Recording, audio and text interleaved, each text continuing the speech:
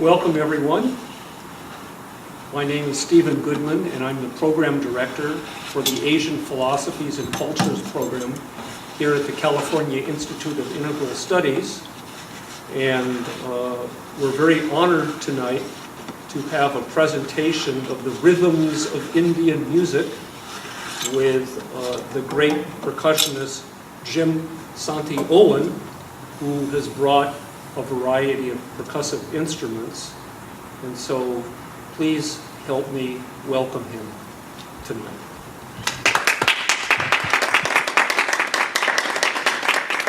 Thank you, Stephen. Thank you all for coming out. So it's such a small gathering here. I thought it might be helpful just before I say anything about myself and why I'm here, to just find out who you are and why you're here and what you would like to take from the next hour and a half or so, or hour and 45. So. Good evening. My name is Julio. I'm from Brazil. I'm in California for a while, and I came to know CIIS and learn a little bit more about music. Beautiful. Yes. Hi. Hi, I'm Peter. I live in San Francisco for 30 years, and I love Carnatic music. Beautiful. In North India. And I studied Carnatic spoken stuff for 2 years. Spoken stuff meaning? Spoken Solkatu Oh, the Solkatu. Where'd you do that? at Wesleyan. At Wesleyan. With David? Or with Rangana. Oh man, Yeah. lucky you. Yeah. Fantastic. So I just, When were you there? When did you do that? That was 82 to 4. Was maybe that's before his time. Was Doug McKenzie there at the time? He was around. I think. Yeah. Very old, close friend of mine. Yeah. Wonderful. Welcome. Thank Welcome. Well, put you on the spot. We'll do some South Indian Oh, Solkatu. So I'm Aaron Weiss. I'm a doctoral student in Asian and Comparative Studies here at CIIS. And, one of the first things that ever drew my attention to Indian culture was my fascination with Indian classical. I learned about it from listening to Ravi Shankar when I was a teenager. Yeah. And it's basically never ended since. And so now here I am doing a doctoral studies. So I don't have much to say. I don't know a lot about Indian music, but I've just always been so fascinated with Tabla, and I'm very eager to see it performed in person because I haven't seen that very much. So whatever I can learn, I'm just very eager to soak it up. Nice. Great. Welcome. I'm Elizabeth McNally, and I'm getting my doctorate. I'm graduating next week from CIIS, and I love music, especially Indian music. And I'm just really excited to hear you. So thank you. Beautiful. Thanks for being here. And you people I know, but if you want to say anything for the folks that don't know you, I don't know. I'm Simi Makajani, and I'm here because I'm needed to reconnect with you and Stephen, but also because in many other ways, sometimes aligned more and sometimes a bit divergent, been following that same sonic breadcrumb trail. Isn't the name of your band Sonic Breadcrumbs? So I think, right now, currently, being that I'm teaching a lot of undergraduate students, but I approach that teaching very much from the way we've learned music together, which is, not about putting a spotlight on the personality, but really sort of that way of entraining together and that collaborative sort of relationality that emerges when we step out of the way and music can arise, and I feel like that really informs my teaching and sort of what's the hook, what's the bridge, and all those things. Perfect. Great. So I'm going to let these drums speak for a few minutes, and then I'll say a little bit more. And obviously this is very super informal. There's a small group here, so we can go in a lot of different directions. So very briefly, I have drums from North India and a couple of percussion instruments from South India. I'll probably demonstrate at least a little bit on each of them, but I want this to be a little bit more participatory. And we can do a lot of that just through vocal percussion, the soukatu that you mentioned, or in the South we just call those recitation of what are called bowls. I'm going to just open with a very old traditional composition, which is called utan. Utan is done, it means literally like rising up, sort of waking up. In the dance tradition, it comes kind of out of the dance tradition. After an invocation has happened, they give the drummer some, the tabla comes in with a bit of a flourish. It can happen also in a tabla solo, it can happen in accompaniment tradition, and it's a way to start more with kind of a bigger bang, so let's see what happens with that. And then I might move on to that, or just play for a couple minutes and then stop, so let's see.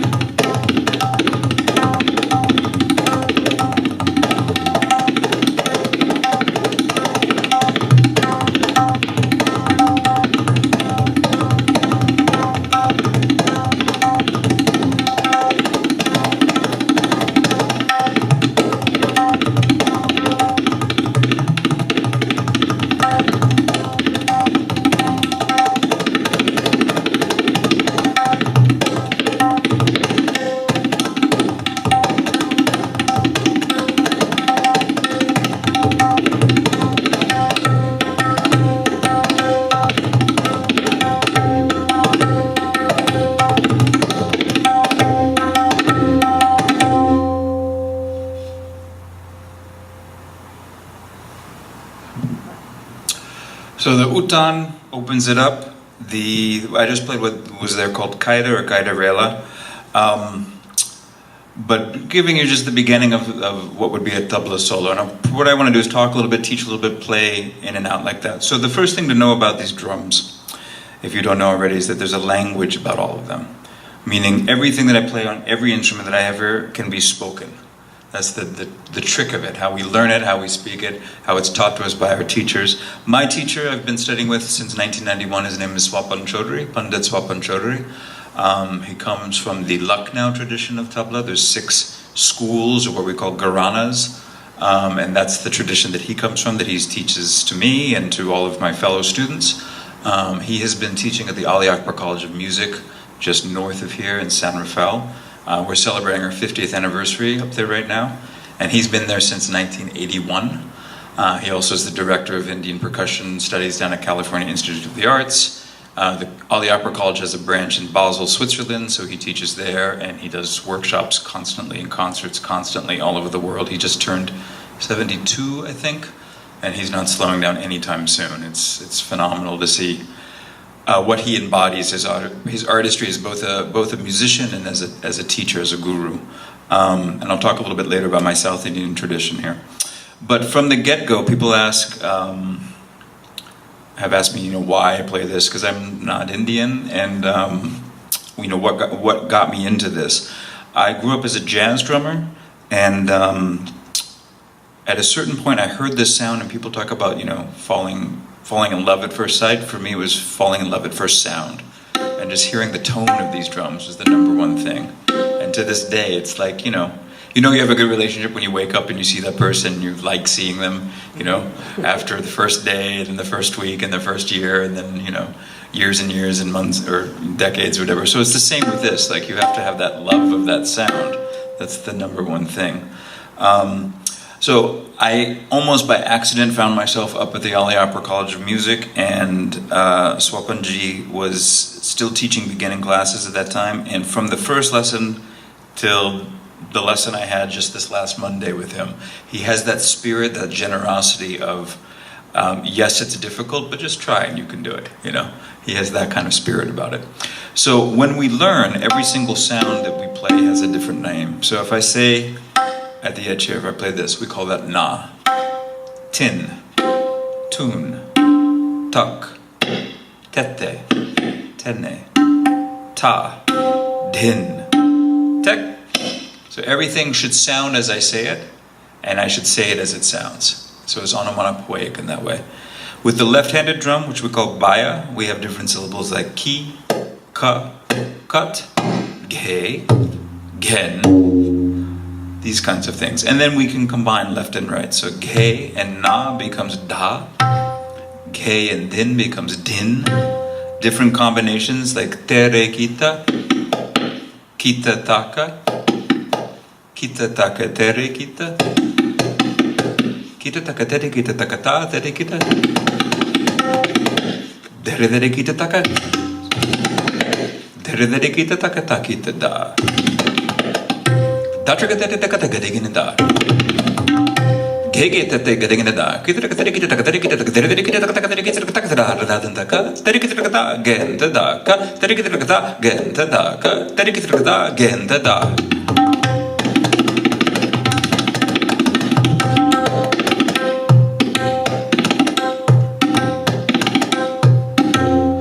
Every single thing that you play, you can speak. 99.9% of it. The rest are things that are maybe outside the classical realm. But because of that, when I first heard these drums, I thought, as a non-Indian and not having a visual of them, just hearing it on the radio as a kid, I thought, wow, who are those guys? Or girls, or people. I thought it was a group of people.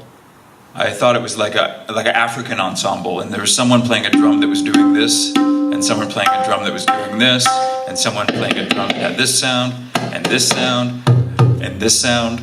And I thought, how are they doing this all together? And then when I saw it was one person, as a jazz drummer, in fact, just a couple hours ago, I bought a book that I was taught on as a kid because I wanted to relook at it, a jazz method, drum method book. And I remember spending hours playing, a swing pattern and trying to get the independence with my left hand and right foot and left foot. And I thought, how does someone do this? And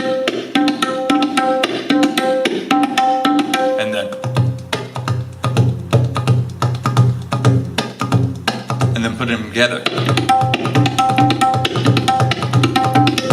Because it's not actually independent. As polyrhythmic and independent as it might sound, it's a linear thing, it's one line. So we know it from the language. Taka dhere naga. Taka dhere naga, dhere naga. Taka dhere naga, taka dhere naga, dhere naga. Taka dhere naga, taka dhere naga, dhere naga, taka dhere naga, taka dhere naga, dhere naga.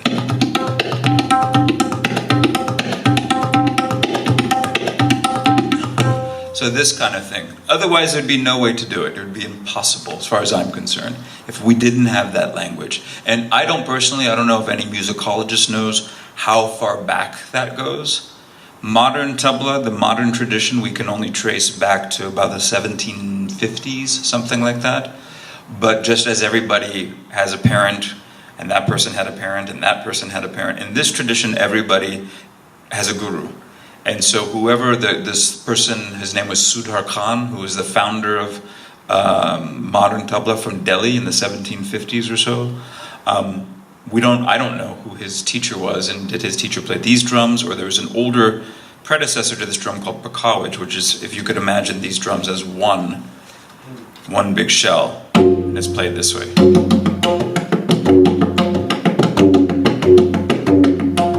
So a lot of the tradition comes out of that, of the pakawaj tradition. But again, we don't know how far back these things go. They say that the syllables, some people say that they're connected to Sanskrit mantras, and connected to different deities and things like this, but it's not something that I was taught. Swapanji, my teacher, has showed a couple things and mentioned that over the years, but it's not sort of an explicit thing in that way. But again, thousands of years back, somehow they figured out this system. And of course we do this if you hear people doing beatboxing or something like this and imitating the sound of the drum set.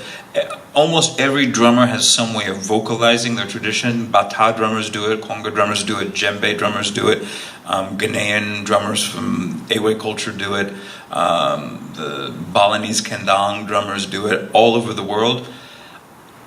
I would say arguably it's probably perhaps the most developed in North and South India in terms of the complexity of the combinations and the repertoire and the thinking behind it. Yeah. So that gets me to sort of the theory of how all of this stuff works together. So in Indian classical rhythm, everything that we do is done in the concept of tala, or a cycle of beats. And in the North, so I should backtrack for a minute. So we have two classical systems in India of music. There's the Hindustani tradition in the North and the Carnatic tradition in the South. And I was speaking to a class earlier today that just like if you look at, say, Italian and Spanish from a distance, or Portuguese, you might say, oh, here's some words that sound similar, here's some grammar that's similar, here's some phrases that are similar. Oh, these are really closely connected. But then if you get really deep into any one of those traditions, they're worlds apart, right? And it's the same with North and South Indian drumming. So I'll talk about the similarities first. And the number one similarity is the context in which the rhythms are played, which is in this idea of tala, or rhythm cycle. So let's learn a few right now. And the first thing I want to teach you is what I was just playing in, which is a 16-beat cycle we call teen tal. So teen tal, teen means 3, tal comes from the word tali, which means clap. And you're going to see we have 3 claps in this cycle. I'll show you sort of a medium speed, and then I'll slow it down to a slower speed. But the pattern that we do is 1, 2, 3, 4.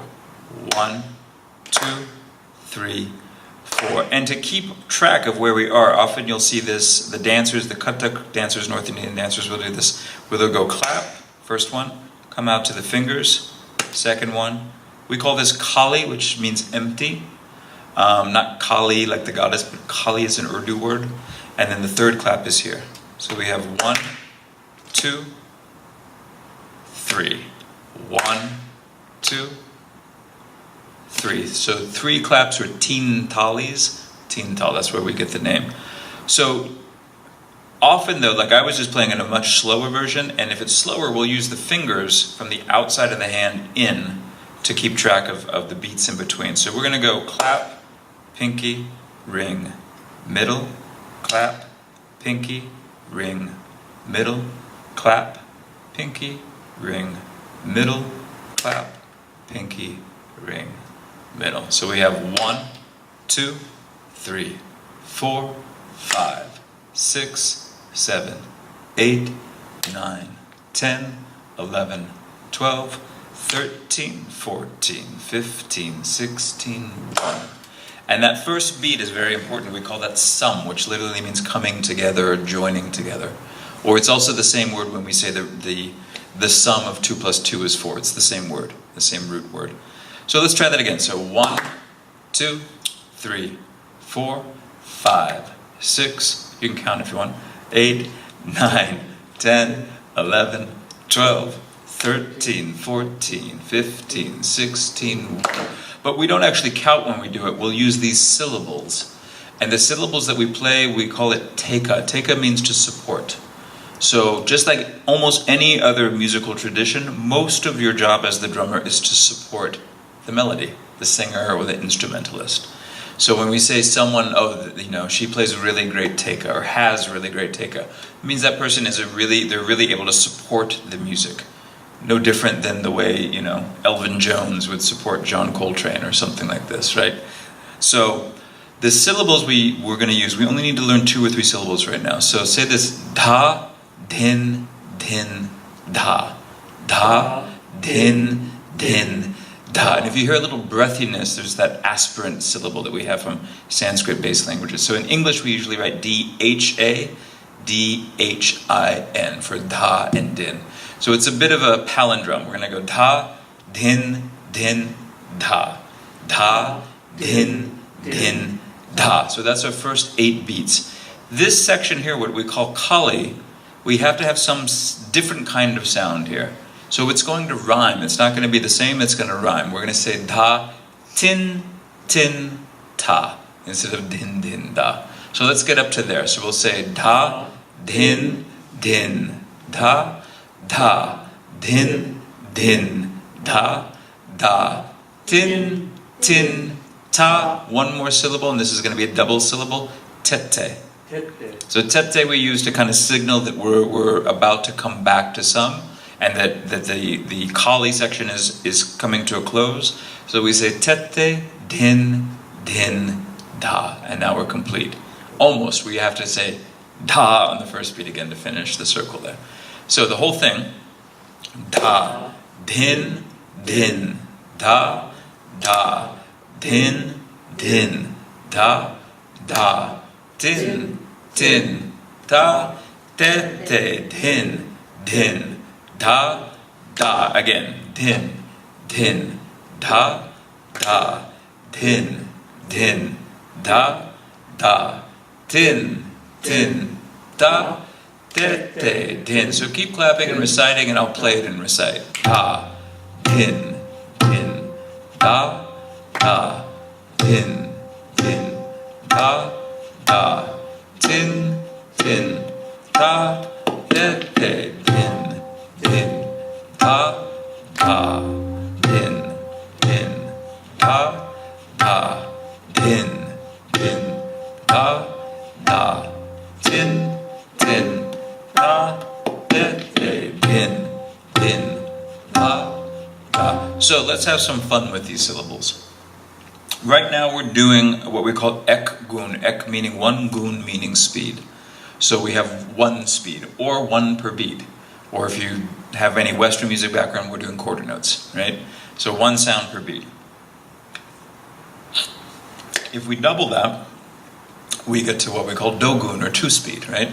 So we're going to keep the speed of our rhythm cycle or tala the same, but we're going to speed up the voice using these syllables from the teka.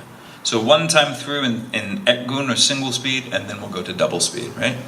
So da, din, din, da, da, din, din, da, da, din, din, ta, tete, din, din. Double the voice, so da, din, din, da, da, din, din, da, da, din, din, da, tete, din, din, da, da, din, din, da, da, din, din, da, din, din, da, tete, din, din, da, da, din, din, da, da, din, din, da, da, din, din, da, tete, din, din, da, da, din, din, da, da, din, din, da, da, din, din, da, tete, din, din, da, da.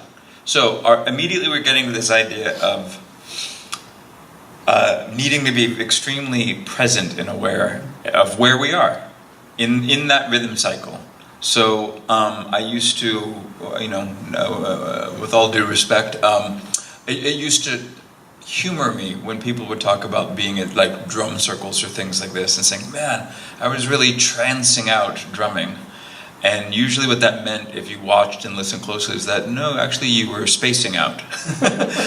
You're not actually aware of where you are. And the thing is, if you're supporting someone, you have to be very aware, right? If your job is to support someone else, you have to be very aware of where you are. And that's really our job. We're keeping track of the time, and no matter what we do, we know exactly where we are, right? So the next logical step with that would be to double it once more to what we call chogun, or 4-speed. So we'll slow it down a little bit so it's not too daunting in terms of the speed of these syllables. If we do like da, din, din, da, da, din, din, da, da, tin, tin, da, de, din, din. Double that. Da, da, din, din, da, da, din, din, da, da, tin, tin, da, de, din, din, da, da, din, din, da, da, din, din, da, da, tin, tin, da. Double that. Din, din, da. Da din din da da din din da da din din da da din din da da din da da din din da da din din da da din din da din din da da din din da da din din da da din din da da din din da da din din da din din da da din din da da. So far shouldn't be too much of a problem. It sounds like you guys are picking this up right away. But it gets more interesting if we get outside of the realm of 1s and 2s and 4s. And what if we did the same rhythmic pattern, but in 3-speed, like triplets, right? So this is where the math of this starts to happen. But I want to stress one thing. You can get incredibly mathematical about this. And in the South especially, they love that. They call it kanaku. It means calculation. And it cracked me up when I was first in South India, and I would hear one drummer compliment another drummer on their concert the previous evening, and I'd say, "Man, you were grooving last night." They'd say, "Very beautiful calculations," right? But they mean that sincerely, like the aesthetics of the math, right? That's like the golden mean or something. It's the feeling that those calculations create. It's not an intellectual exercise. I want to always stress it's the feeling about it. So before we try to do 16 syllables in 3-speed over 16 beats and all this, first we have to forget about Team Tall, we're just going to look at one beat over and over and see what happens if we do a phrase of 4 and do it in a 3-speed pulse. So now I'm going to borrow some syllables that you'll recognize from the South, and the syllables are ta, ka, di, mi. Ta, ka, di, mi. Ta, ka, di, mi. Ta, ka, di, mi.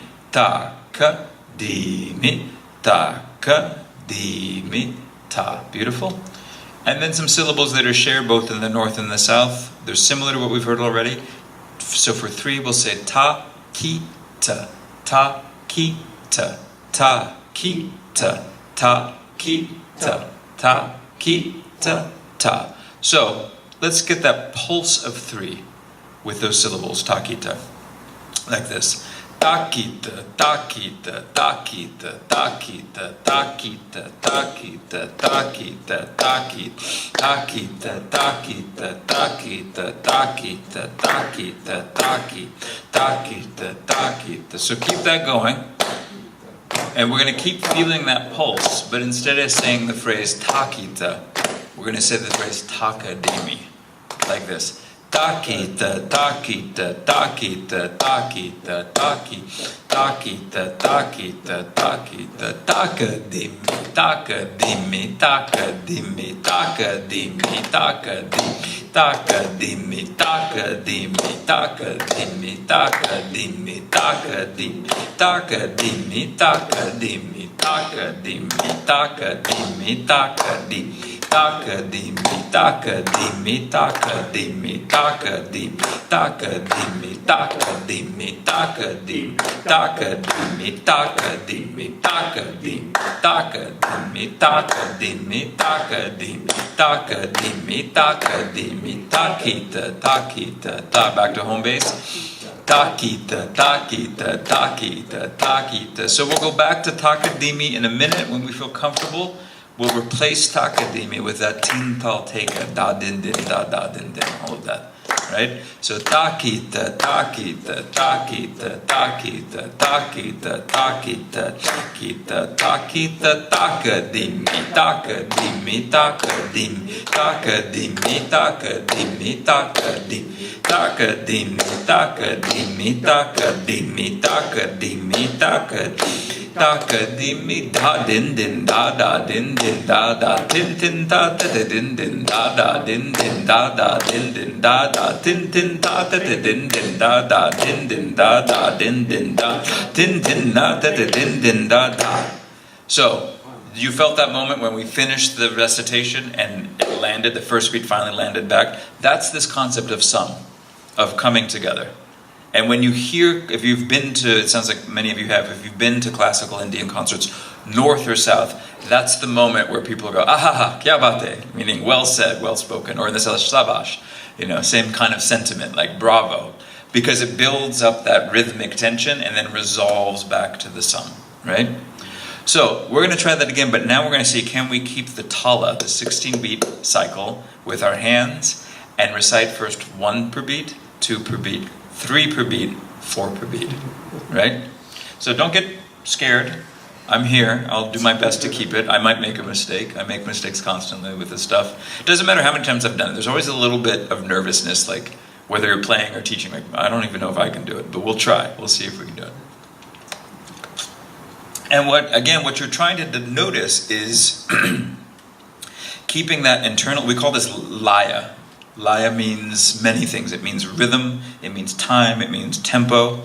But actually, you could help me with this. There was a book, a Sanskrit book, a book on Vedanta I read once. And in that book, it said the word laya meant absorption, like meditative absorption. Like samadhi or dhyana or something like this, right? Which I thought was fascinating, because it's you have this concept of like the stronger your laya is, the stronger your focus is, right? Even I read an interview with my teacher just this morning, and he was asked the question, what's the difference between when you were studying and your students now? What do you notice? And he said, the students now are actually smarter. They're talented. They're more talented. They're probably smarter than I was and people of my generation. But what they lack is the focus. Everybody is distracted now. So they pick up things very, very quickly, but then they don't digest it and stay focused on that. So that's a big part of what, our challenge in studying anything really, but with this music. So let's see if we can do it. So 1 per beat, 2 per beat, 3 per beat, 4 per beat.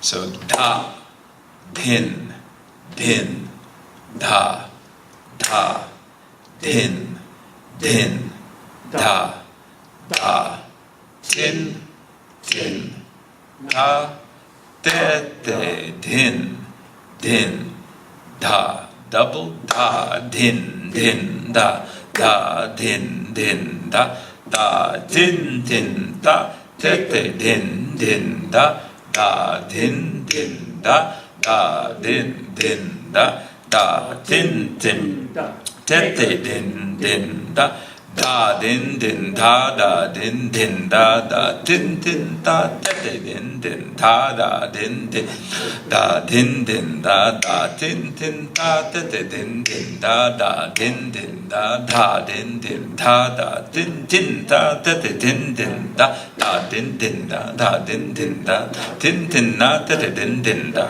din, din, da, din, din, da, din, din, da, din, din, da, din, din, da, din, din, da. Go back.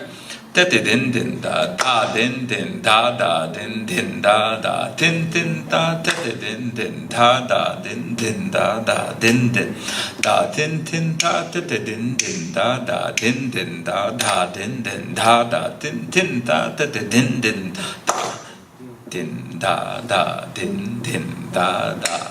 din din da din din da din din da din din da din din da din din da din din da din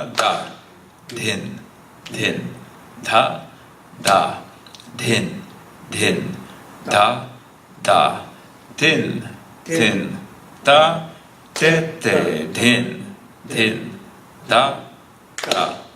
Good job. Any questions so far? what we're doing? I guess Yeah. About Laya, so is this just keeping the pulse? So Laya, in this case, so we are in what we would call Vilambit Laya, which means slow speed, right? And then for me, I use the word beat and pulse to mean different things. So beat is what we're keeping here, and we're also keeping the beat, but we're specifically keeping the tala, so a cycle of beats, 16 beats. In the south, I'll show in a minute, would be aditala, would be the most common one from the south, 8 beats. And then the pulse is what we're doing, what I'm calling these different guns or speeds. So the pulse means how I'm subdividing each beat. So you're working, so first the concept of beat is fundamental, then the concept of cycle, yeah? Then the concept of speed, or subdividing the beat, and then the concept of what we call chund or phrasing, or chund means movement. So how you play all these different rhythms, combinations of patterns and rhythms that creates the music. Yeah? Does that answer your question? So where's Laya in that? So Laya, it's a big subject. Laya means both tempo. It means just the rhythm in general, in a certain sense. Time, your sense of time or tempo. So when we use the word Laya, we'll use it in terms of tempo. We'll talk about Vilambit Laya, or Madhya Laya, which means medium. Vilambit is slow. Drut Laya, which means fast. Ati Drut, which means very fast. Or Ati Vilambit, which means very slow. So we see tabla, and we see all these tabla players very, very, very, very fast. But the key to that is understanding time in a very, very slow, perceiving how slow it can be. So to really play, so for instance in vocal music in the north, we play a 12-beat cycle called ektal. And the taker for that, din, din, dage, teriketatun, na, ka, ta, dage, terikita, din, dage, din, din, dage, teriketatun, ka, ta, dage, terikita, din, dage, din, din, dage, teriketatun, na, ka, ta, dage, terikita, din, dage, din, din, dage, teriketatun, na, ka, ta, dage, terikita, din, dage, din. But what they do in the vocal music is they play ati, ati, Vilambit, very, very slow. So that 12-beat cycle will be something like this. Din.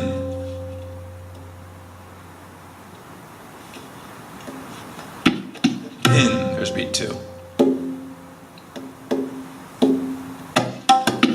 Ta.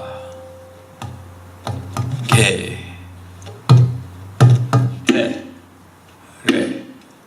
Ki. Etc. So that's where your concentration develops. And actually, after our teacher, Ali Prakam, passed away, my direct teacher, Swapan Chaudhary, taught a rhythm class for all the students, tabla players, vocalists, sitar, sarod, whatever. And he taught us something that he said Ali Prakam used to make him do that drove him crazy because he couldn't do it, which is what we just did, but going the opposite direction. Meaning, let's try, we'll do a little bit of it. Meaning keeping the tala the same laya, but instead of reciting faster and faster and faster, doubling it, you're halving it, then quartering it, and then doing 1/8. So if we go da, try with me.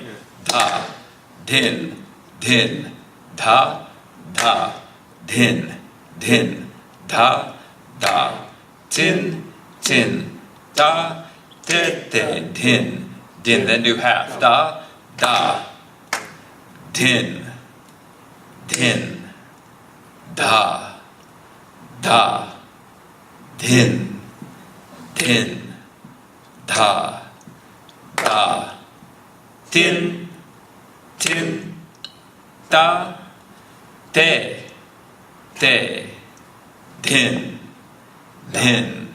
Right? And I actually made a mistake in there. That should have been te, te, din. I made a mistake.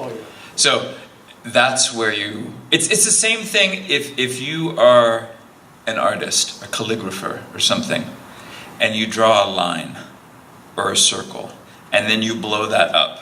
That line is going to look like this, or that circle is going to look like, it has 1,000,000 corners to it, right? It's the same reason that people like John Coltrane or a lot of horn players will just practice long tones.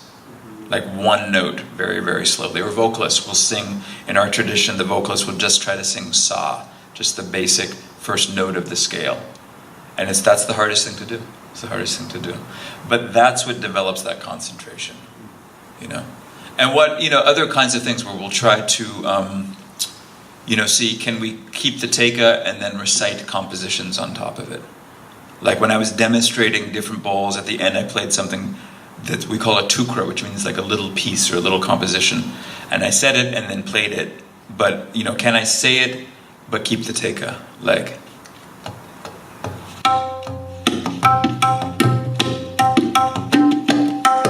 Here's da din din da da din din da da din din da trika din din da dege da da da da da da da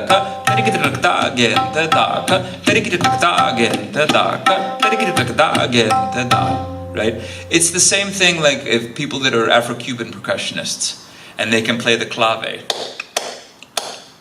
and then sing on top of that. Or solo, or sing a solo on top of that, or sing different interlocking drum parts, or an African drummer from Ghana might be playing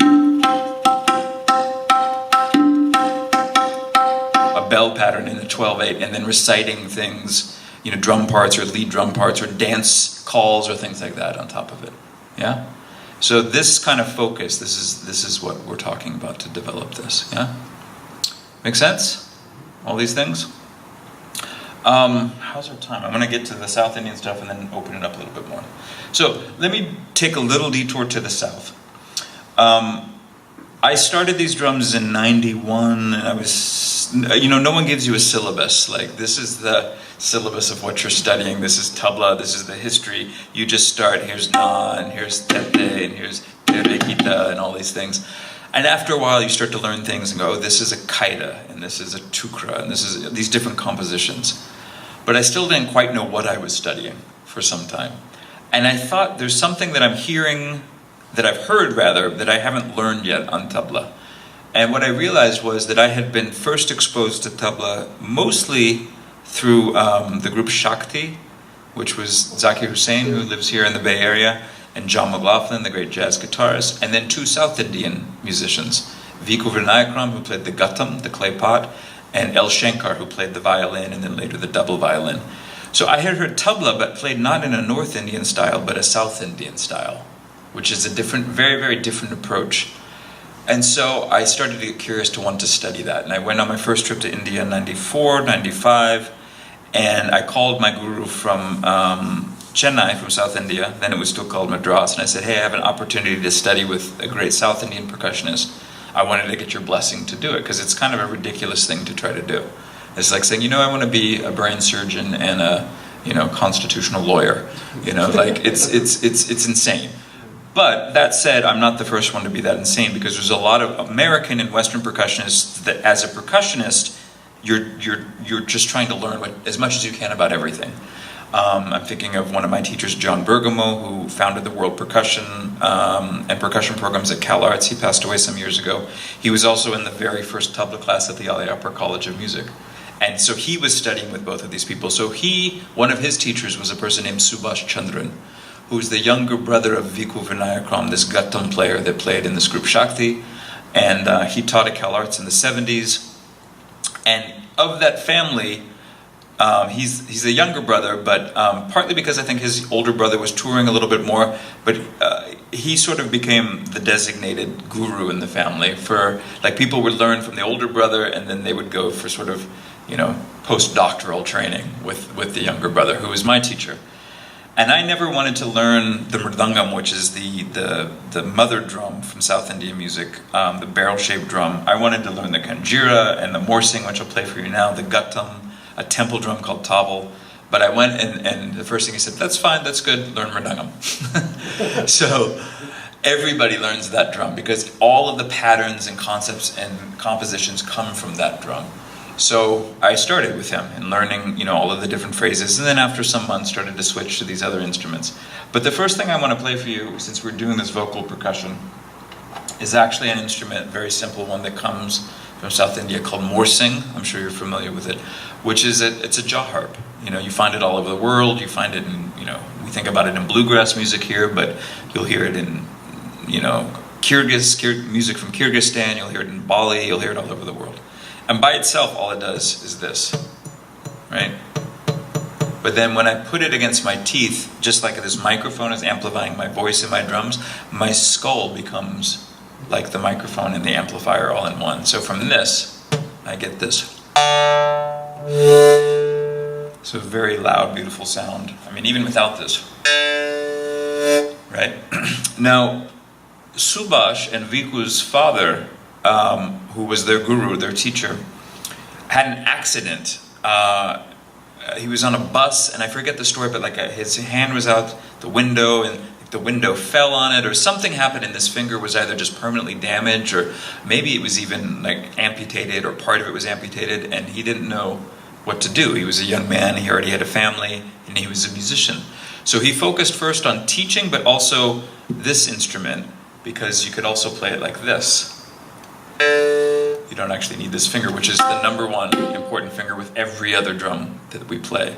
So this person who trained two of the most important, actually three, another person named Karakudamani, three of the most important South Indian drummers of, they're now senior, they're in their 70s and 80s, these folks, almost 80. They all studied from someone who played this little tiny instrument. And the beauty of it is that you see the direct connection between what, you mentioned this word solkatu, this is the vocal percussion that we use to train in South Indian music, not just drumming, but also violin and other instruments and vocal music. All of those solkatu syllables are done through this. So we learned a minute ago, like takita, takita, takita. Say that again. Takita, takita, takita, takita.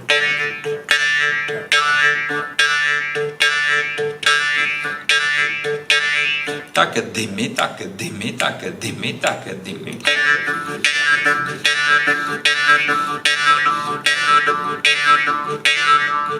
And now I can combine things. So even just that takita, if I do like takita, takita, taka, takita, takita, taka, takita, takita, taka.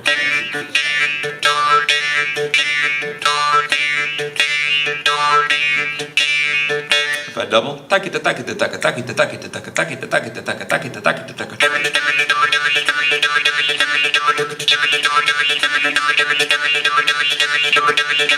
Takita, takita, takita, takita, taka, taka, takita, takita, takita, takita, taka, taka, takita, takita, takita, takita, taka, taka, takita, takita, taka, taka.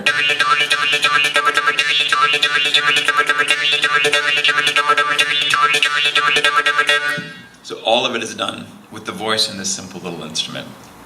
And they play everything that the mridangam player plays, or I'll show you the kanjira in a minute. It's the only other South Indian drum I brought. It does all the same things, all the calculations, the compositions, all of these kinds of things, right?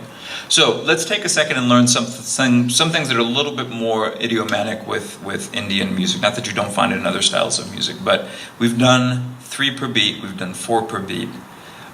If we take 2 and 3 together, this is our easiest way of making 5. So taka, takita. So try that. Taka, takita, taka, takita, taka, takita, taka, takita. And if I speed it up just to get a feeling of it, taka, takita, taka, takita, taka, takita, taka, takita, taka, takita, taka, takita, taka, takita, taka, takita.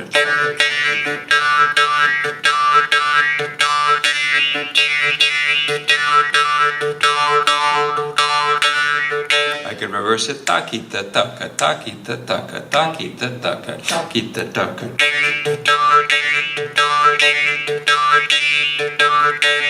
I could jump ahead. We've already done, well, let's do 6. So 6, I could do 2 3s. Takita, takita, takita, takita, takita, takita, takita.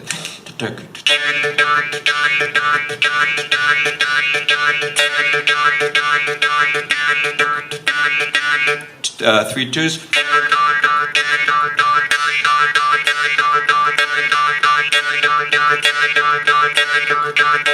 Different combinations. 2 and 4. Taka, taka, dimi, taka, taka, dimi.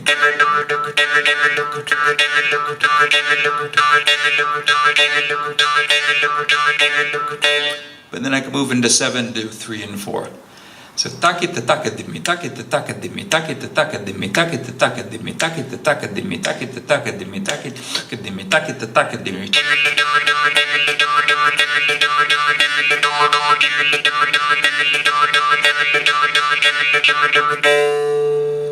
And then I'm going to jump ahead. Well, let's do 8. So 8, I can do takadimi, takadimi, takadimi, takadimi, takadimi, takadimi, or sometimes we'll say takadimi, takajina, takadimi, takajina, takadimi, takajina, takadimi, takajina.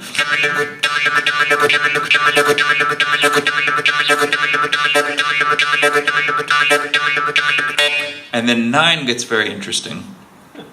Because 9 we could do 3, 3, 3. Takita takita takita takita takita takita takita takita takita takita takita takita. 9 we call it sengirnam, which means composite. So composite means I need to have 3 ingredients. So instead of doing 3 equal things like 3, 3, 3, or 2 things like 4 and 5, or 5 and 4, or 3 and 6, I'm going to go 2 plus 3 plus 4. So it has a very interesting rhythm, this 9. Taka, takita, taka, dimi. It's all syllables we already know. So try to say that. Taka, takita, taka, dimi. Taka, takita, taka, dimi. Taka, takita, taka, dimi. Taka, takita, taka, dimi. And if I speed it up to get... Now we're talking about 9 per beat now. Like... Taka takita taka dimi, taka takita taka dimi, taka takita taka dimi, taka takita taka dimi.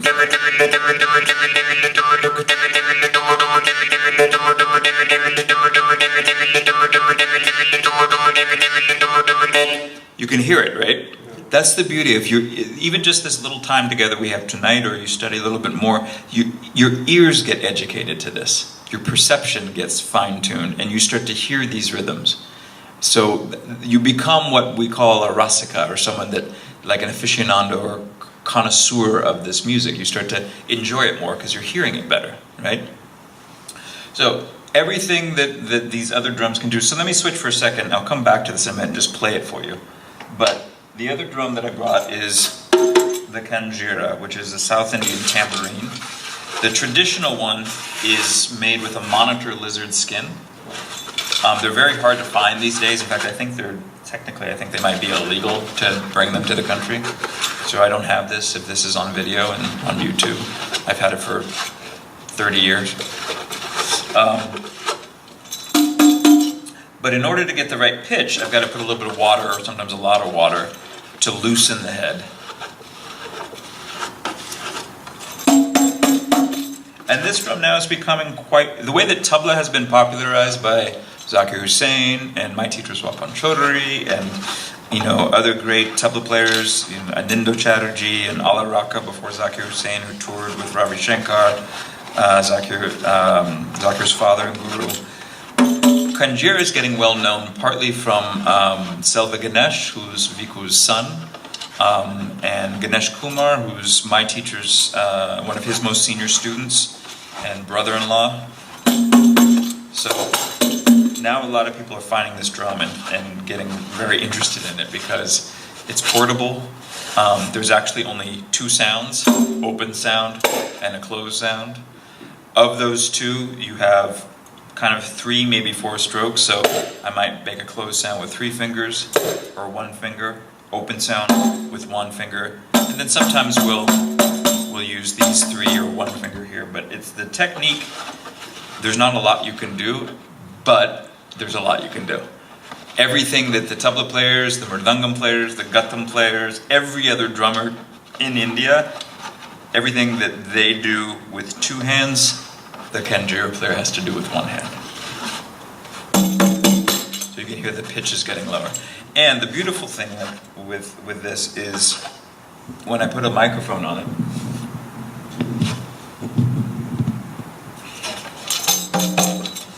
this tiny little drum can fill the biggest hall in the world. Still getting there. Now, one of the beauties I also brought, this is the American version of it, which is just fabric and plastic. And this one I don't have to do any water or anything like that, because you'll see in a minute, this is going to end up going too low.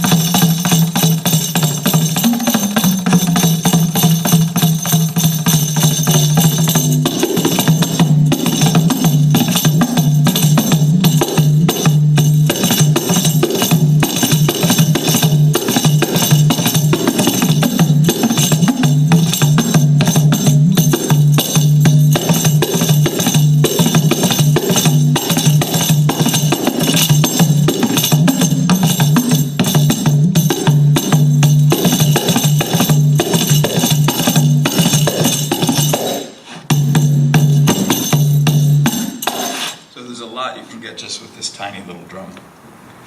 What I played at the end there is something called a korbai. And korbai, this is a little quick detour. We have very old treatises in Indian music that talk about the structure and the form. And one of the things they talk about is this concept of what they call the dasa prana, or the 10 life forces of tal, of rhythm. And some of it's quite esoteric, and I've looked at it a lot and asked my teachers about it, and some things I can't understand even to this day. They're very theoretical, and maybe at one point there were things that people understood a little bit better, or I don't understand it yet. But some things are very easy to understand. And one of them is a concept of yati, which is a shape. And they have these 6 different compositional shapes. So one is a reduction. So you have something big and it gets smaller. So if I go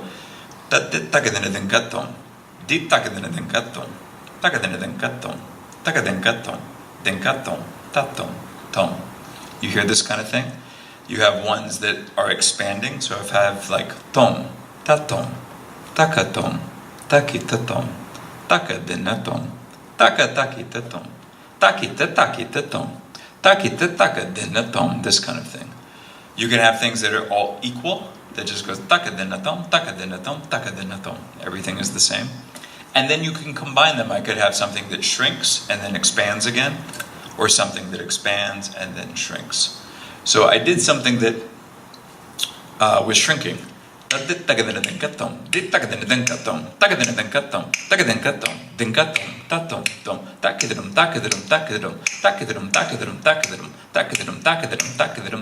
The second part was all equal.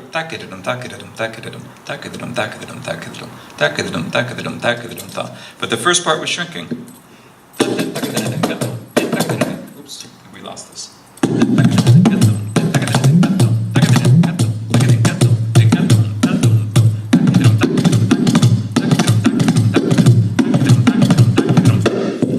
How that shrinks, right? And again, the same thing that's played on this can be played on any of these other instruments. I'm not going to play it on tabla because it's not really meant to be played on tabla. It can be done, but I have to kind of quickly translate it. But on the morsing, it's quite easy.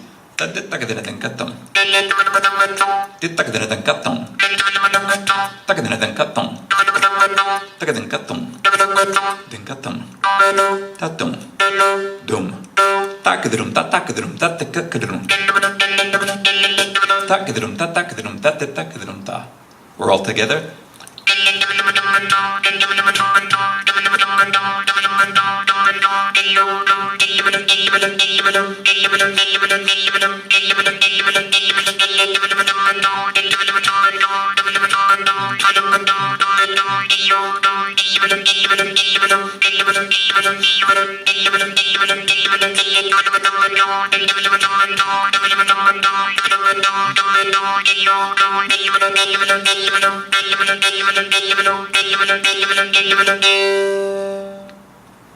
So, a little bit about that. Questions. I've been talking a lot and playing a lot. Any questions so far? And covering a lot of different concepts and instruments. So, any questions about the morsing, the south, north, kanjira, tabla? I'll play more tabla in a bit too. Yeah. Playing a composition would be very lovely. Say again? Playing the piece would also be lovely at some point. Absolutely, absolutely, yeah. Yeah. Do you have any general comments about cosmic music, or the unstruck sound, its relationship to the slowing down of the tempo? Interesting. So, it's funny, I think because this was CIIS, and I think this was maybe the first time I've ever advertised any kind of workshop using the word like spiritual practice and all this, because, as we know, quite frankly, a lot of different, whether we're looking at yoga, whatever else, there's so many things that, even we were joking before, my middle name is actually my mother's maiden name, which is Italian, Santi, but of course, people see that I play Indian music and they think it's Jim Shanti, and I have some, Indian spiritual name that I've taken on because I'm in California, right? So I have a bit of an adversity to all that, partly because, for many reasons, but also my teachers don't talk about that stuff. They just kind of live it in a certain way. That said, these traditions are deeply embedded in spiritual practice, and it's thought that they came from the caves to the courts to the concert stage. So that, you know, people were practicing music in caves the way that Mahasiddhas were practicing different, you know, meditation practices and body-based practices in caves. And then it went into the Muslim courts. These practitioners said, oh, okay, I have to be, you know, Muslim now to get the gig? Okay, I'm changing my name, whatever. Right? And then once the court patronage ended with Indian independence, those musicians, and this is Ravi Shankar's generation and Ustad Ali Khan's generation, he was a court musician. He was the last of the generation of people to actually have a gig in the court. He was the court musician in Rampur, I think it was. They had to get gigs playing in concerts in Calcutta and Mumbai and start composing for, you know, film and All India Radio and all these things. That said, though, that theory goes back ancient, that the idea of sound being, you know, a vehicle to the divine, you know, or a way of focusing, or a representation of the cosmos, you know, as above, so below kind of thing. And you mentioned this idea of struck sound and unstruck sound. Now, on one level, that can be very cosmic. Oh, there's the inner unstruck sound, and maybe, you know, maybe there is. Maybe people hear the music of the spheres or whatever. But think about this. Say this for me. Taka dimi taka dimi taka dimi taka dimi taka dimi taka. Go to keep the beat. Taka dimi taka dimi taka dimi taka dimi taka dimi taka dimi taka dimi. Now keep the beat. Taka dimi. Just think it.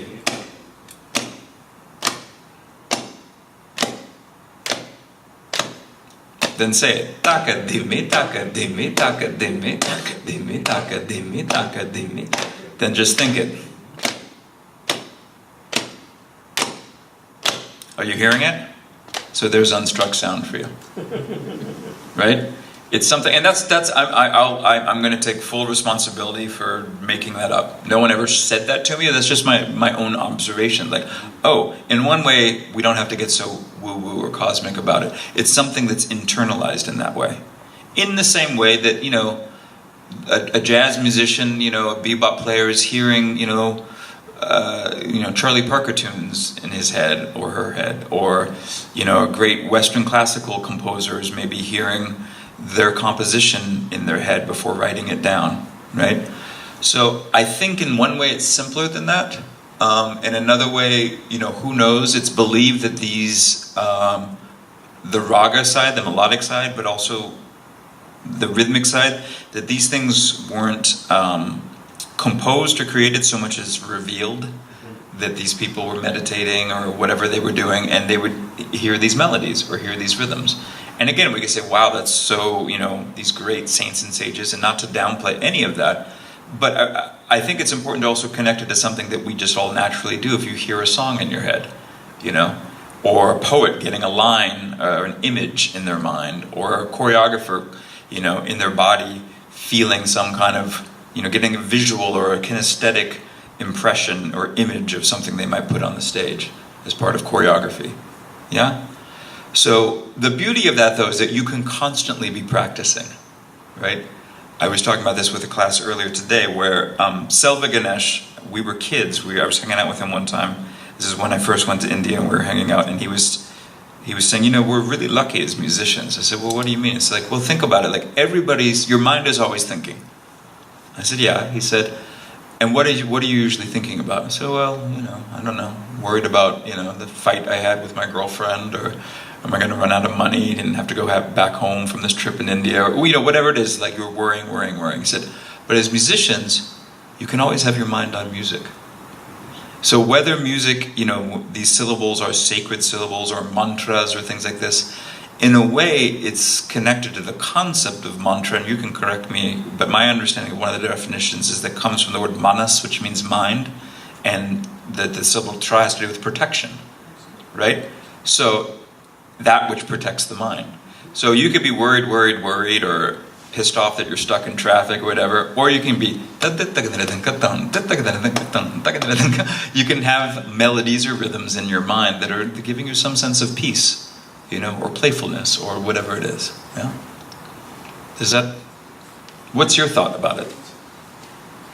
There's something going on. Something going on, yeah. Yeah, right? And I mean, maybe it's in the shape of the drum itself. They're very resonant. They're Uh-huh. kind of, I don't know. They look like an eyeball looking back at you. I mean, there's just something obvious going on. Almost too obvious. Yeah. Well, there is this idea of sum and multiple cycles happening. Yeah. Of course, we see that in the cosmos, right? You know, with the Earth circling around the sun, or other planets. You know, all of the planets are in different polyrhythms with one another, right? And so there is something to, wow, these planets are aligned. That's a moment of sum, right? You know, or when an eclipse happens, or these kinds of things. So, you know, they talk about, so we talked about laya. So in this Dasa Prana Tala, this treatise, or these concepts about laya, I believe it's in there where they talk about the smallest unit of time. And there's this metaphor, this image of it's the time it takes for a needle to pierce, I think, 100 or 1,000 lotus petals or something like this. Now, can you really measure that? Probably not.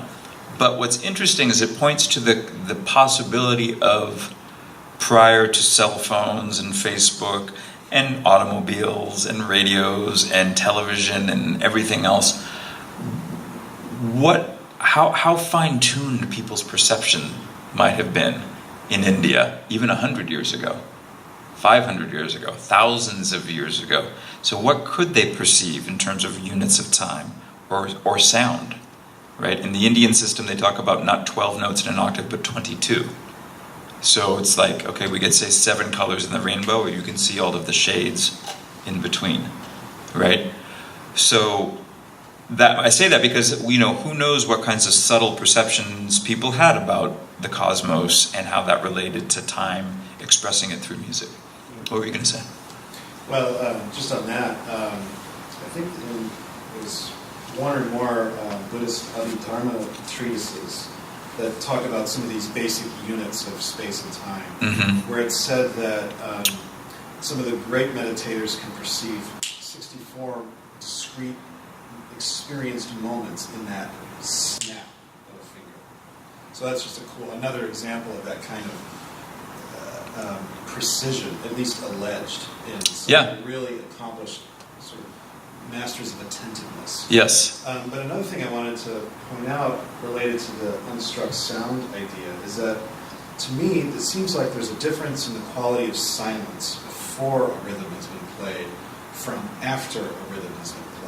As if there's something new that I can notice about silence, or that is, I don't know, potential of silence unknown until the rhythm had done something. And so I don't know, it's like the meaning of the rhythm is somehow right there in the sound and in the silence itself. And so that kind of is, to me, evocative of this promise of a kind of unstruck sound and relationship that the struck sound has to it as an evocation of it, or something like that. It's making me think, what is that William Carlos Williams poem? There's a series of poems, it's like 21 ways of looking at a... Oh, that's Wallace Stevens. Wallace Stevens. I thought it's one bird. Looking at a blackbird. Looking at a blackbird. And there's one of them that's like, I forget the part that comes before, but it's like, you know, the blackbird, you know, seeing the blackbird, like what's more, I don't know what his language is, I have to look it up now, but it's talking about that moment of seeing it and appreciating it, and what's more rich, that moment of seeing it or after it's gone. Right? So you're exactly right, you know, like something changes.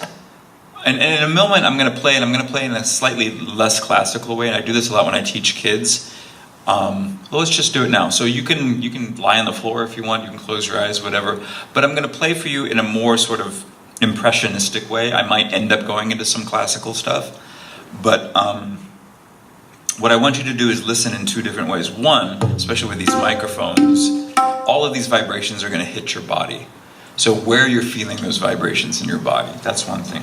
But the other thing, and whether your eyes are open or closed, is to listen with your imagination, right? So one of the definitions, well, I'm not playing melody here as such, but if I was here with a sarod or sitar player or vocalist and they were playing a raga, one of the definitions of raga is that which colors the mind.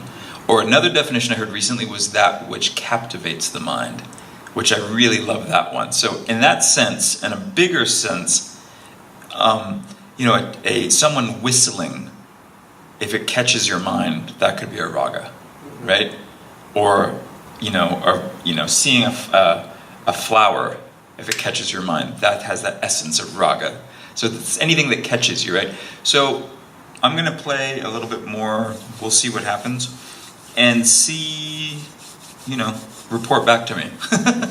If any images come, or memories, or visions, or winning lottery numbers. Okay.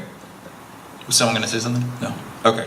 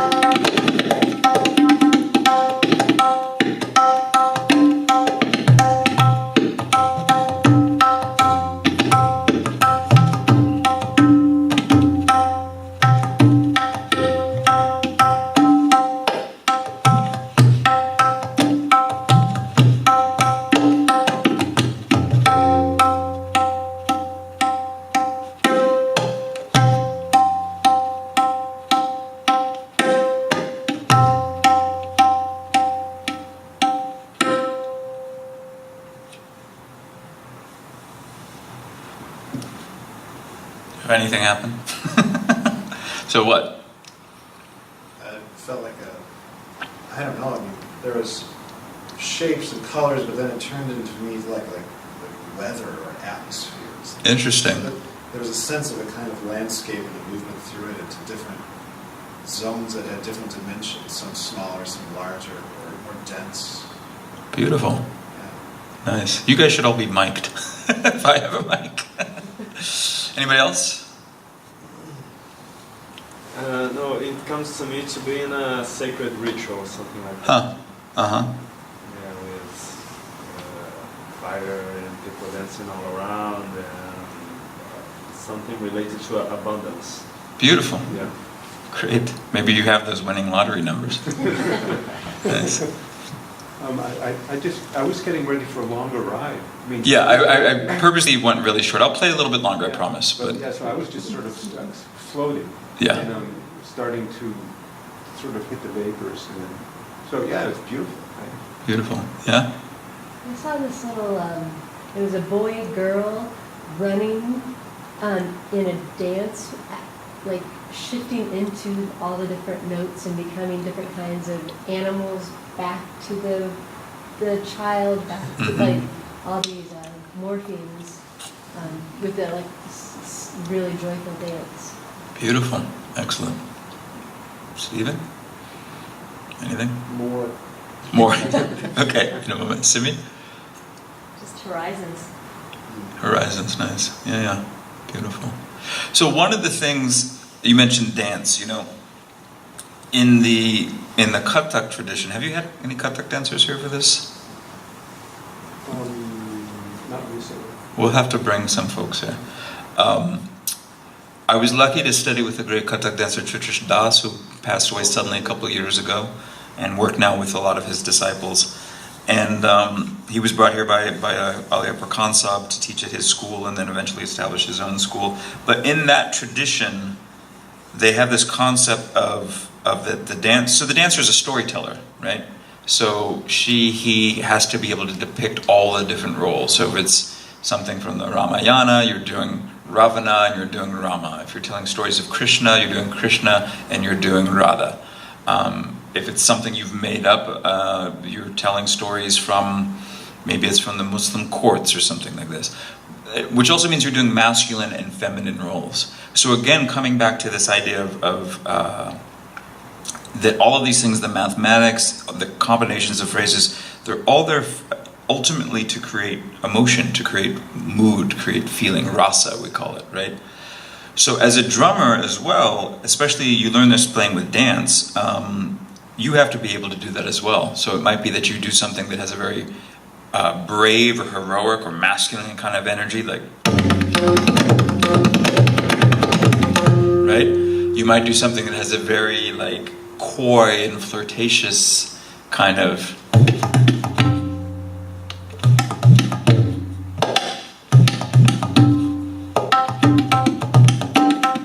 playful.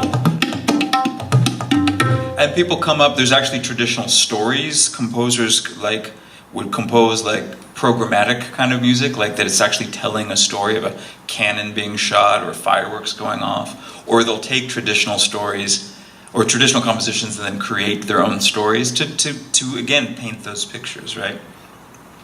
So let me just play a little bit now on tabla, and we'll see what happens. I'm not gonna play necessarily in a very classical style, but I might use classical elements. It's a much longer discussion what that means. And a traditional tabla solo is like, you know, minimum an hour, often more like an hour and a half or 2 hours, something like that. And the great players would play 3 or 4 more hours, you know, back when people had that kind of attention span. We have So, time. we have time.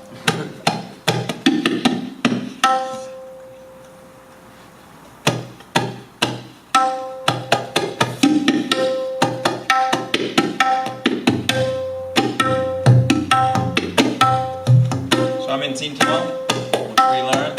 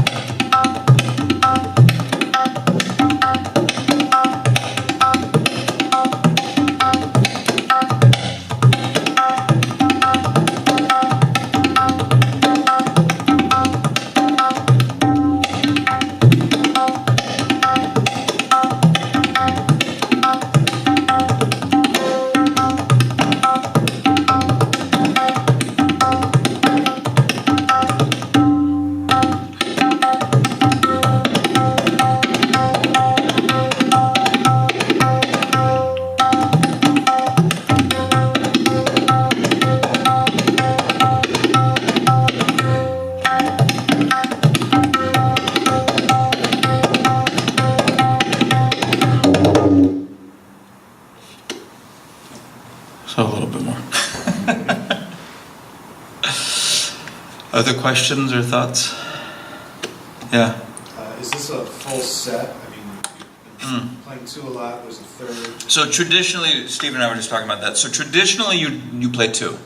You have tabla and baya, and as a set, they're also known as tabla. So it's a little bit confusing. They're tuned. So this was tuned at C. I don't know if it's gone up or down, and this one was at F. So I bought it. I brought them rather partly to just so you could hear the different pitches. Also, the lower one has a bit of the feeling of the older pakawaj, the bigger drum that's played for the older style of classical North Indian music. But traditionally, you would just play one. And the construction, so part of the reason that the sound is what it is. So does anybody, and some of you might know, do you know what that black spot is made out of? So if you close your eyes, and don't let your eyes give you the information, but let the ears give the information, what does it sound like? Sounds like glass. Glass, okay. Anything else? Is it metal? Metal, yeah. It has a bell-like quality to it, right? It's made from metal. They take iron, they file it down to make a powder. They mix it. Every tabla maker has a different recipe, so they don't give it away. But, it'll have rice often. I've heard eggshells, I've heard all kinds of things. But they put, and it's all done by hand. There's no, computer that does it or a machine or even like a compass or something like this. But they'll do one circle, let it dry, then a smaller circle, smaller, smaller, smaller. And then when it dries, they all, if you can, come up and look now or later or whatever, but you can see maybe there's all these little tiny filaments that crack. So when you're playing it, they're ringing, they're buzzing against one another. So that's why you get that bell-like quality. That's so beautiful about it. Yeah. Does it crack in layers this way or this way? That's a good question. I'm not 100% sure how that works. But there's certain things around physics going on with this. So if I play like this, you can hear there's kind of a muddy wash of sound. But what we do, and I don't know who figured this out, but when you keep your ring finger down like this, you're creating what's called a node that's isolating certain harmonics on the drum. So from this I get. So it's the same thing like guitarists or bass players, electric bass, when you play a harmonic on a string. So from this, and then when I play this stroke, it's hard to see, but I'm very quickly also touching here. So I'm creating two nodes, and that creates a different harmonic. So from here to here. And that's the melody of all of these tekas, like tintal.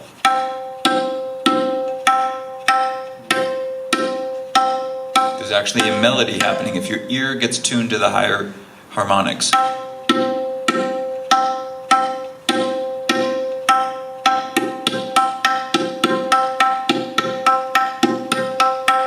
And then here, obviously, also, I have all of these kinds of things. Right.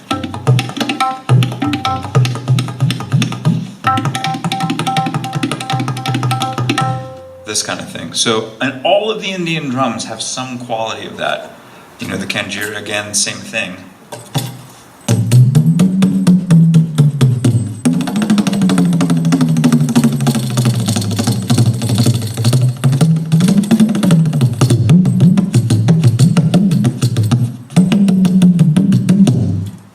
This melodic aspect as well as the rhythmic aspect that's very, very, very strong in all Are you this. stretching the skin, or are you just? I'm just pressing on it. Yeah, so you want to press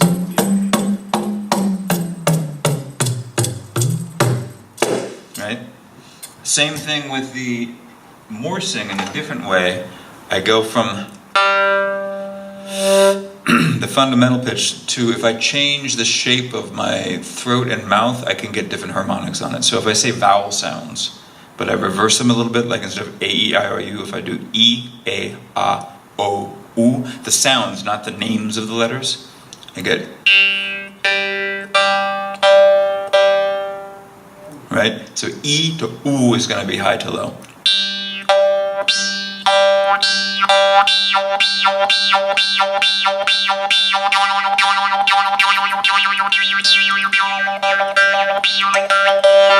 In most traditions, they focus on the harmonics of this and they play melodies. In south of India, they don't think about it quite as much, and really what they're doing is doing all the rhythmic aspect of it. But the point is that these are melodic instruments.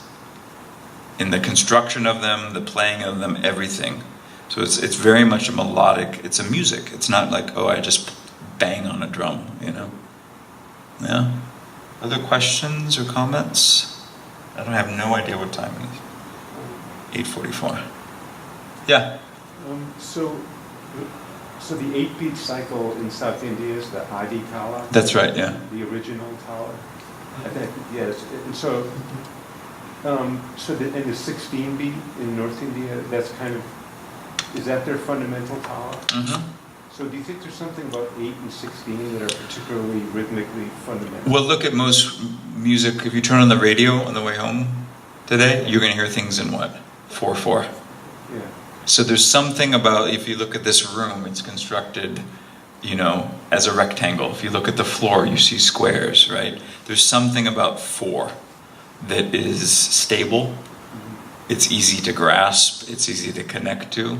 It has a different feeling than if I'm going ta ta din ta ta din ta ta ta din ta ta din ta. It has very different feeling than if I'm going like takadimi takadimi takadimi takadimi takadimi takadimi takita. If I'm in 7.5 or 8.5 or 9 1/4, or I was recently learning something Ali Apricon composed in 11 1/4 beat cycle. Can you show us a bit of that? Oh God, I knew you were going to say that. You brought it up.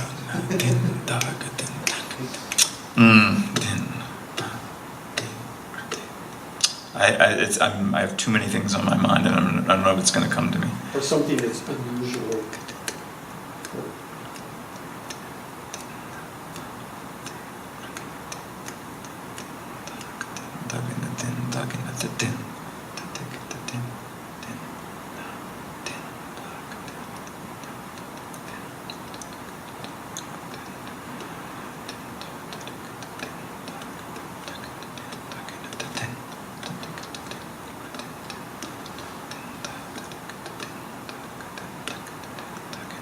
I think this is it, but apologies to him if I don't have it right.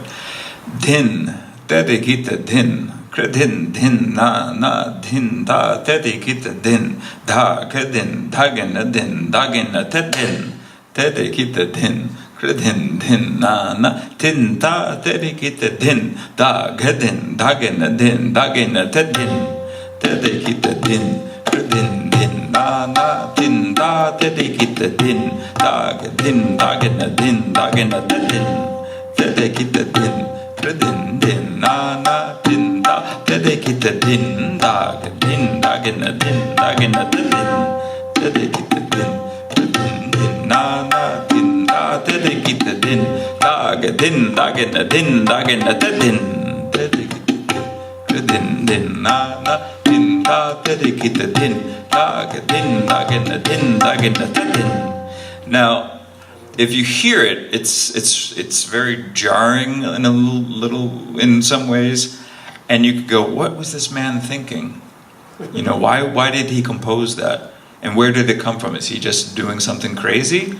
But if you go back to this idea of these yatis and these compositional shapes, this is vakra, this is crooked. There's no logical way to look at it. It's composed in a way that the rhythm gives it a certain kind of feeling, but you can't go, oh, it's 2 plus 3 plus 4 plus 7, or it's very you can analyze it. There's definitely math happening there, but not in a very like aesthetically simple or elegant way to look at it. It's there's no logical thing. Like many of the talas are like 4 4 4 4, or 2 3 2 3, or 3 4 3 4, or something. There's 14 beat talas that are like 5 2 3 4. It's very clear, Or even some of the other odd beat talas, like he composed something. I think he composed it, but there's an 8.5 beat cycle that is coming actually from 10 beats. Because the 10 beat cycle goes 2 3 2 3 like this. Din na din din na din na din din na, or 1 2 1 2 3 1 2 1 2 3. What he did is the last section, we call it vibhag. The last section of that tala, he double timed it. So instead of 3, it becomes 1.5. So 2 plus 3, 5 plus 3, 8. Sorry, 2 plus 3, 5 plus 3, 8, right? Hold on, make sure I have this right. Din, na, din, din, din, na, din, di, na, di, na, di, na, di.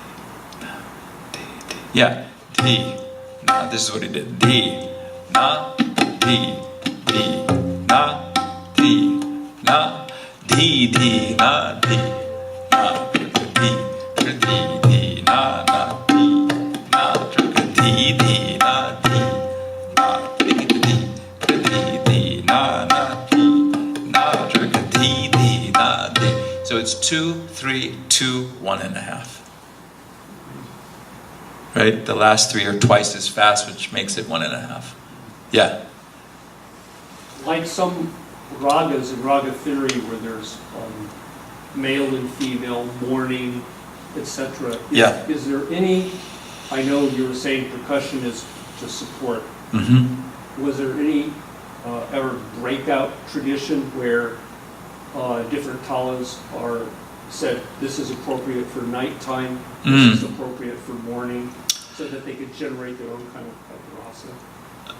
Definitely each tala has its own feeling and own rasa, and it's connected in a certain way to the raga in the sense that certain ragas are considered more serious and heavy and other ones lighter, and there's also serious and heavy talas and lighter talas. So for instance, there's a light classical tala called Sitrakani. It's still 16 beats. So this is very interesting around teka. Sitrakani in Tintal. Tintal is 16 beats. It's divided 4 plus 4 plus 4 plus 4. The clapping pattern is 1, 2, 3, 4, 1, 2, 3, 4. Sitrakani is also 16, 4, 4, 4, 4, 1, 2, 3, 4. Same, everything the same, but the tekas are totally different. And the teka is what gives the rasa or the feeling. Tintal, da, din, din, da, din, din, da, din, din, da, din, din, da. Sitrakani, Da gadi gada da gadi gada da ti gada da gadi gada. You start smiling right away. It's got a lilting.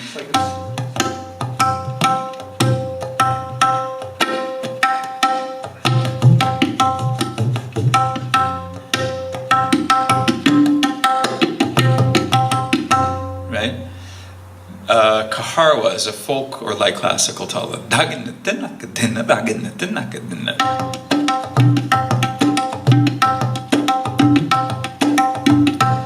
Other end of the spectrum, damar, comes from Pakawa, just 14 beats, very serious. It starts not da, not din, but it starts cut, dead. It should be layered. Cut, dead, dead, dead, dead, ah, ga, di, na, ta, cut, dead, dead. So it's not independent. Yes, by themselves they create a certain feeling or mood or energy, but it's also how they're connected to the ragas, right? Now, I remember we did a retreat with our guru many years ago, almost 20 years ago, where we try to recreate the old system for a weekend, basically living with your teacher and getting up early and practicing and making meals together and all this. So we had classes all day long, and on the second or third morning, we got together, and he was, everyone's just sort of waking up, and what did he play then?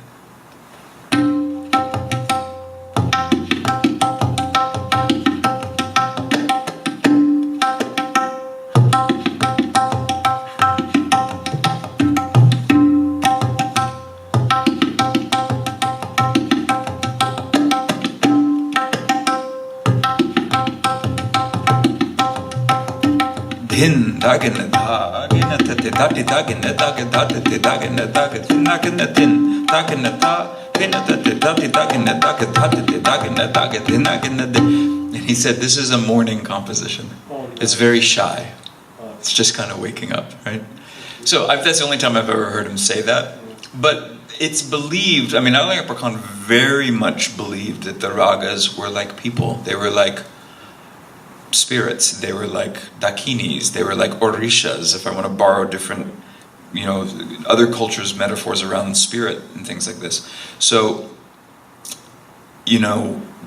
when he would do concerts, it's not that he would go, tonight I'm going to play such and such. He would sit down and go, okay, kind of like who's showing up for dinner, and get the feeling of okay, this is the raga that's going to come, that wants to show up tonight, and tune his instrument to that and play, right?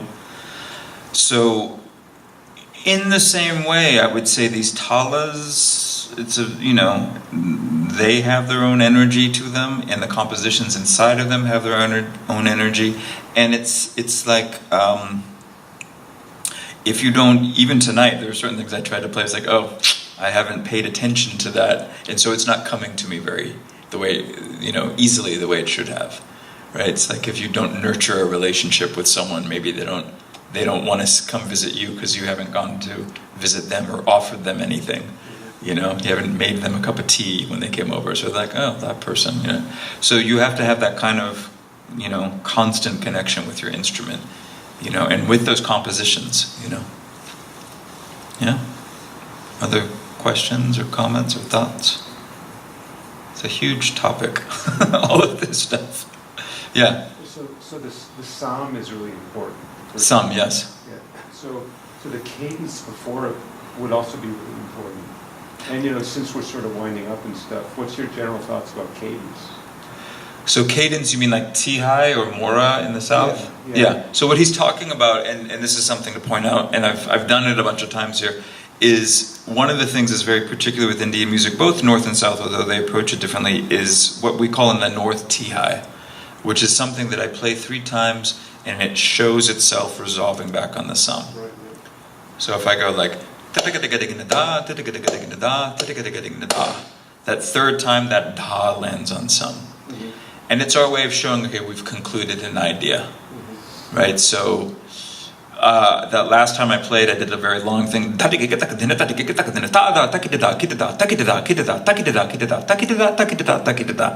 inside of that, there's already 2 T-highs, but then that whole thing I have to do 3 times before it will show itself back on some. And we have compositions that how they thought about this, the poetics and mathematics is unbelievable, where they'll have like 9 das. Das are kind of most important syllable. And they'll do it such like ta-da-da, ta-da-da, ta-da-da, okay? And I'm going to do this composition 3 times. And the first time, the first da of the first group of 3 lands on some. The second time, the second da of the second group of 3 lands on some. And the last time, the third da of the third group of 3 lands on some. So it'd be like da-da-da, da-da-da, da-da-da, da-da-da, da-da-da, da-da-da. Da da da da da da da da da, like da and da get to dig, so da din din da da din din da da din din da da din din da da and da get to dig, and then I'll do a little faster. Da din din da da din din da da din din da din din da da and da get to dig, and then naga naga taki da da da da get to da get to dig da di ka da da di ka da di ka da da da di ka da da da di ka da da da da and da get to dig, and then naga naga taki da da da da get to da get to dig da di ka da di ka da di ka da da da di ka da da da di ka da da da and da get to dig, and then naga naga taki da da da da get to da get to dig da di ka da da di ka da di ka da da da di ka da da da di ka da da da.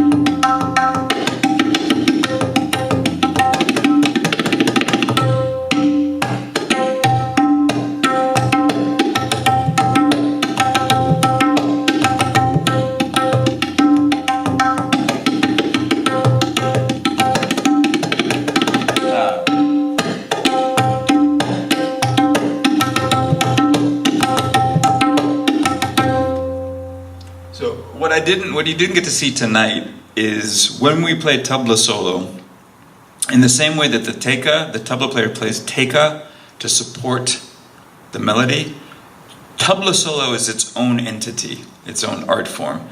And you have a melodic instrumentalist playing what we call nagma or lahar, that just means melody.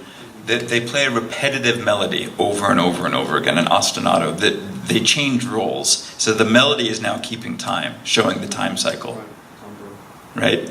And then the drummer gets to play, and then you're trying to listen. That first note of the melody that is the beginning of the melody on some, is that drummer going to land on some on those compositions, right? These days, the same way when Monik was here and he had an app that was playing tabla. So there's apps, there's 3 or 4 of them now that you can download, and you can set them to 16 beats or 9 beats or 10 beats, different ragas for different times a day, different kinds of things, and you can practice along with those things. I don't like them that much. The feeling is kind of not so good, but it's helpful to hear all that. And when you practice this stuff, in the South, as you know, they don't have the nagma, but there's always people keeping tall, either for one another, or there'll be someone on stage that's their only job, is to keep the tala, to keep that going. Yeah? Other questions or comments? You want to hear a little bit more morsing before we close out? Perfect, right on some, 9 o'clock. All right. So, thank you, Stephen, for inviting me and Monik in the fall, and we'll do more. And there's a very, very long, old relationship between these institutions, and the Cultural Integration Fellowship. Alaraka Kansab, Zakir's father, used to teach there. Churchish Das used to teach there. So there's definitely a deep connection here. So we're doing similar work, and it'd be great to help and support one another. And please come to the college. We have concerts. There's a great sarod player playing there in a couple of weeks, next Saturday, with my teacher, Swapam Chaudhary. There's a Drupad singer in a couple of weeks playing there. So aacm.org, you can look that up. We have classes in person and online, all kinds of stuff. But anyhow, nice to see you. Be in touch. Yeah.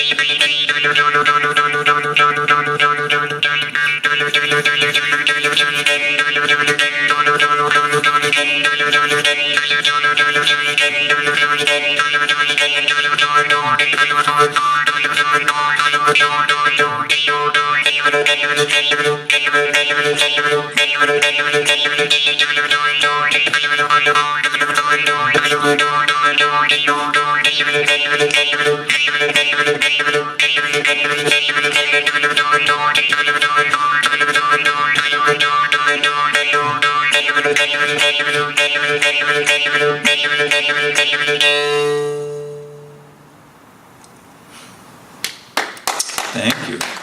Changed your hair just for playing. Isn't your hair back a second ago? No? Really? Changed my way of seeing you. Yeah. All of this stuff, one last thing, I was thinking, since of, we're kind of cross-referencing different traditions and stuff, but, Trungpa Rinpoche, his book that used to be called Dharma Art, that's called True Perception now, Yes. right? Which I love the new title on that, because, again, all of these things, you talked about this before with, or I think you mentioned, like, you hear or see things differently after the music, or by studying this, you refine your perception. So that's a huge part of what we're doing. Like, we're trying to get more and more and more sensitive through studying this music. And Ali Akbar Khan, even my teacher today, this interview I read, he said, the number one thing is not, are you a good musician, but are you a good person? And, in the old days, these teachers wouldn't even accept you until they kind of studied you for a while. What kind of person are you? Are you sincere? Are you true? And they might turn away someone who's more talented, but it is maybe they can sense there's something a little not straight about, not honest about that person. So we're constantly trying to, and the music itself humbles you, obviously. Just trying to play it, trying to study it, being around these great teachers who themselves won't say, I'm some great master or whatever. They just say, we're students, Zakir Hussain always says that his father said, don't try to be a master, just try to be a student. So, thank you for letting me be a student with you this evening. Thank you. Thank you.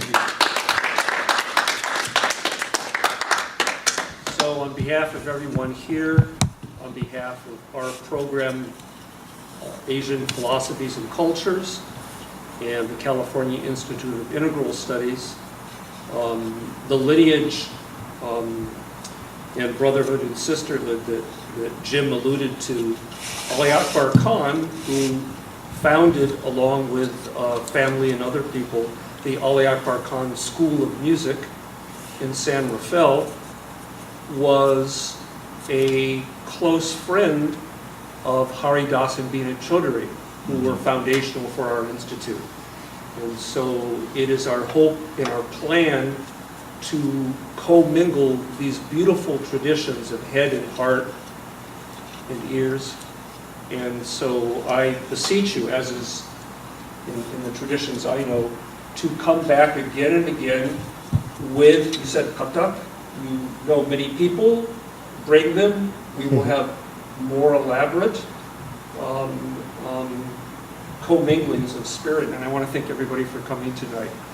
For those who are interested, this will be posted on our YouTube channel, and the way to find it is if you get on YouTube and type in, it's a little cumbersome, but you'll remember, Asian Philosophies and Cultures at CIIS. And we hosted, I think 6 months ago, Amani Khan, the youngest of Ali Akbar Khan's children. Well, youngest son, there's a Son. younger daughter. Excuse me. Yeah, and so we really hope to forge that. So I welcome you to check this out. We have that video is up. And so in the present, aiming toward the future with adoration. Thank you so much. Thank you so much.